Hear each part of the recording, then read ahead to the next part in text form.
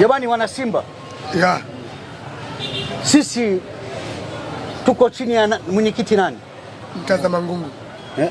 Anawajibika. Kwa nini amenyamaza kimya yeye? Sio swala kunyamazia kimya hilo.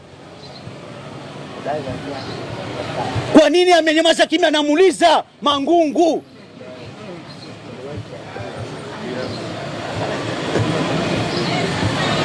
Kwa nini mpaka leo umenyamaza kimya?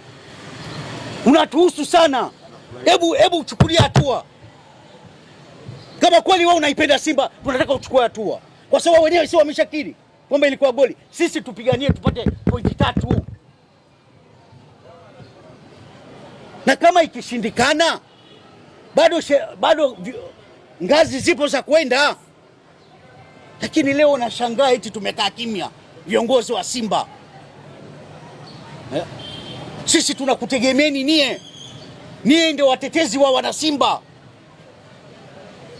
Leo mtakiri mkae kimya.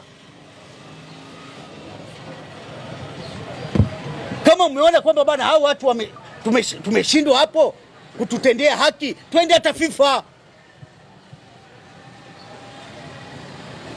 Lakini hii mazoea ikomeshwe. Maana imeshakuwa mazoea, ndio maana nasema kufanya kosa sio kosa, ila kurudia kosa ni kosa. Kwa hiyo mimi namuomba viongozi wangu, viongozi wa bodi, mwenyekiti wangu wote nawaomba